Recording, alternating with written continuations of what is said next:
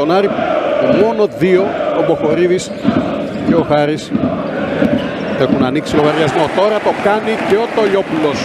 Ο Μποχορίδης με το επιθετικό ανανέωση στην επίθεση του Άρη. Ο Τολιόπουλος, εξαιρετική προσπάθεια από τον Βασίλη Τολιόπουλο. 5 συνεχόμενοι πριν από λίγο. Jones και Κάιζερ. Κανείς από τους 5 του Άρη δεν ξεκίνησε τον αγώνα. Στο 3 πόντων Τολιόπουλος που φτάνει τους 8. Κάνουν ένα ακόμη λάθος οι παίκτες του Λαβρίου. Από την γωνία Τολιόπουλος σε σουτ 3 πόντων. Εύστοχο. Τολιόπουλος έδωσε λίθος.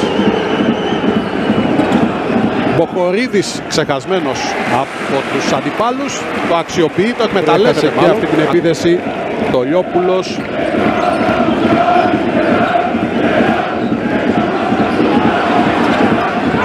Και ο Τολιόπουλος ξεσηκώνει τον κόσμο του Άρη και πανηγυρίζει. Το βλέπετε πως την προσπάθεια του τρίποντο.